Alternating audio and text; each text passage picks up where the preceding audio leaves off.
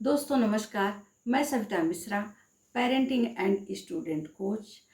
आज से हम एक नई सीरीज की शुरुआत करेंगे जहां बच्चों से रिलेटेड कुछ नए नए टिप्स शेयर करेंगे।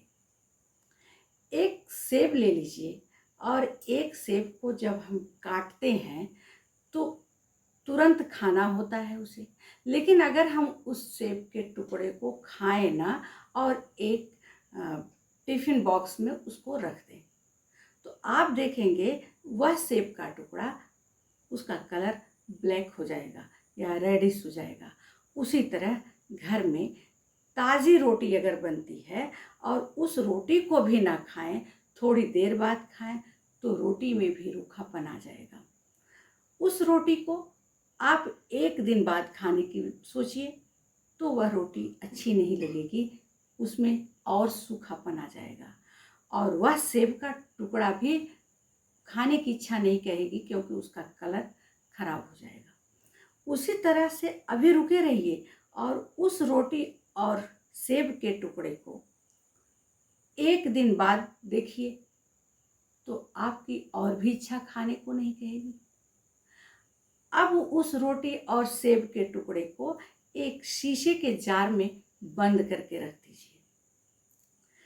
आप जब 2 दिन बाद उसको देखेंगे तो उसमें आपको फंगस लगे हुए दिखेंगे, जबकि बड़े ही शुद्धता से, बड़े ही सफाई से काट करके वह रखा हुआ है।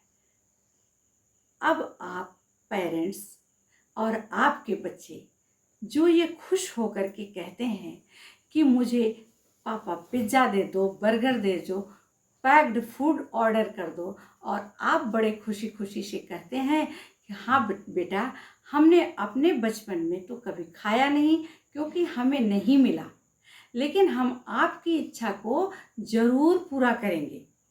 हम अपने बच्चे की इच्छा को नहीं मारेंगे।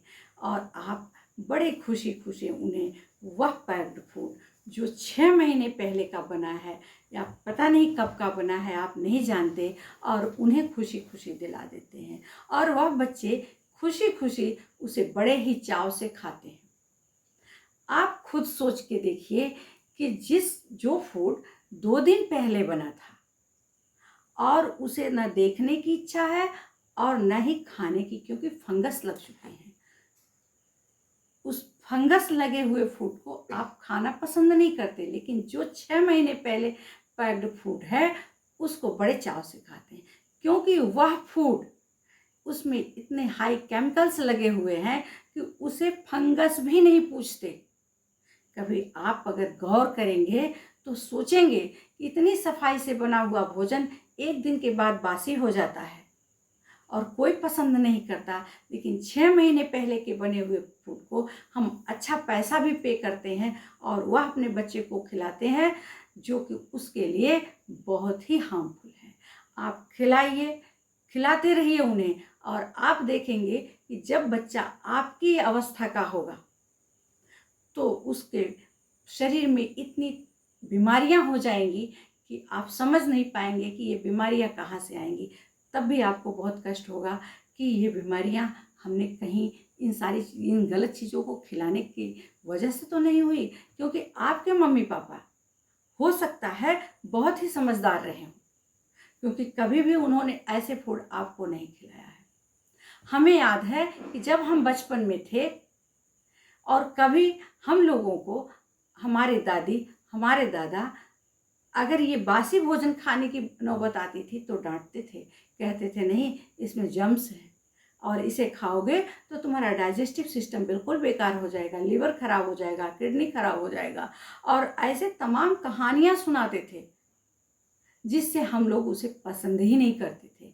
अगर आप भी अपने बच्चे को उसके बारे में बताएंगे, बचपन से ही उसकी प्रोग्रामिंग करेंगे कि जितने पैक्ड फूड हैं वह बहुत ही ख़राब हैं, उसको खाने से लीवर खराब होता है, उसके खाने से किडनी खराब होती है, उसको खाने से आपका मन भी दूषित होता है, क्योंकि जैसा खाएं अन्न वैसा रहे मन। अगर आप अपने बच्चे को इस सारी चीज़ों को बताएंगे तो आपका बच्चा ज़रूर मानेगा, क्योंकि हम अपने बचपन में सुनते थे दाल रोटी खाओ प्रभु के गुण गाओ। तो दाल रोटी खाओ, हेल्दी बॉडी बनाओ। लेकिन आपको अपने बच्चे को बताना पड़ेगा, जो आप बार बार बोलते हैं उसके सामने कि हमने तो नहीं खाया, हम आपकी इच्छा नहीं मारेंगे, ये बहुत ही गलत बात है। आप मत बताइए, क्योंकि अगर लीवर खराब हो जाएगा तो आप बहुत सारे पैसे दे करके भी लीवर ट्रांसप्लांट नहीं करा पाएंगे। किडनी खराब हो जाएगी तो बच्चे का जीवन वैसे ही बेकार हो जाएगा, क्योंकि ये लीवर, किडनी और भी जो बाकी के ऑर्गन्स हैं वो बच्चे के लिए जीवनदायिनी शक्ति हैं। उनको हमेशा एनर्जेटिक बनाए रहते हैं। आपकी दवाइयों से, आपके खिला देने से ऐसा कुछ भी नहीं होगा। इसलिए अगर हमारी वीडियो आपको पसंद आती है तो शेयर करना मत भूलिए, और बच्चों में अच्छे अच्छे भोजन के खाने की आदत डालिए, उन्हें न्यूट्रिशन दीजिए, उन्हें हेल्दी फूड दीजिए। धन्यवाद, नमस्कार।